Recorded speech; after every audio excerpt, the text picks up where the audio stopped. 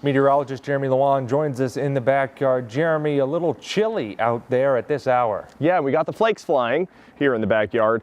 They're not very fat flakes, and they're also not very dense. There's not a lot of them, but nonetheless, there are flakes falling here in our backyard. I'm not sure if you can see them between me and the camera, and I'm sure that's the same case where you live too. We've had these persistent flakes since we turned the calendar page to 2026.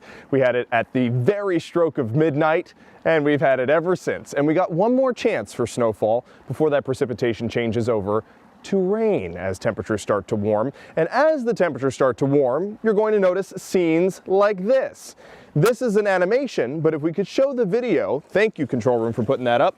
This is from our photographer, Greg Eibach, flying Skycam 16 high above the Susquehanna River. This is just beautiful footage, but it also shows something called an ice flow. These patches of ice floating down the river, not in just Luzerne County, but also in Wyoming County. One in Harding at the boat launch, and some of these videos were also taken at the West Falls boat launch. Really beautiful footage, Greg. I really love the mountains in the background and the way you captured this wintry day, but you can see those ice flows are going to continue to increase in number, and that can cause some problems upstream. So here is a science lesson as far as how ice flows work. As the temperatures warm, we're going to notice that the ice continues to come down the river. If we could switch to the graphics, please.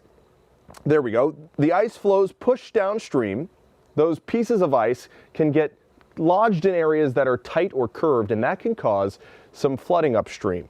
Now, this is not definite, but there is the possibility that river levels could start rising ahead of where these tight areas are in the Susquehanna River. So we'll be tracking it very closely as the weather starts to warm and the ice flows become more numerous, and whether or not there is a chance for any increased potential for flooding over the next few days. There's a live view of Blue Mountain, really beautiful as they continue to make snow. It was a very busy day with skiers and snowboarders up and down the slopes in Carbon County. And here's a live view from our rooftop camera. You can see in the background Montage Mountain, which was open today, of course, and has 27 open trails, which just so happens to be our current temperature. Winds west-northwest at 6 miles per hour, feeling more like 20 with those added winds.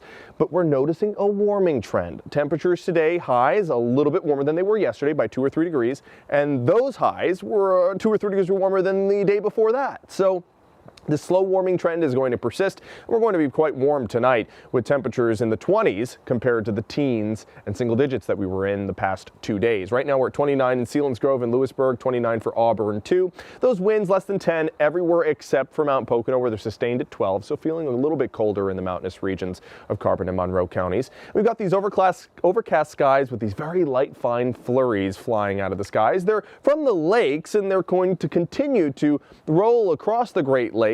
But we're also noticing this piece of moisture. Currently it's over the UP of Michigan and parts of Wisconsin. It's going to slide towards the east, have a slight southerly component, but of these 3 tracks, it looks like it's going to either take the middle one or the top one, and that'll only give us a quick side swiping of snow for our northern counties. Here's what it looks like in the bigger scheme of things, that low pressure system sliding slightly to the south, bringing more of a swath of snow to interior New York State and New England, and bringing us just a chance for a snow shower or two further north throughout your morning tomorrow. So here's how things look as we head throughout the morning. Cloudy. This model not doing a great job of showing those snow showers. I really do think they're going to persist a little bit further towards the south, and there could be enough accumulations to need the snow brush to brush off the car. Then headed in throughout your Monday, skies start to clear, starts to be a more of a brighter day. But then the clouds return once again for your evening on Monday. As far as snowfall amounts, this model projecting the possibility of a few tenths of an inch for our spots north.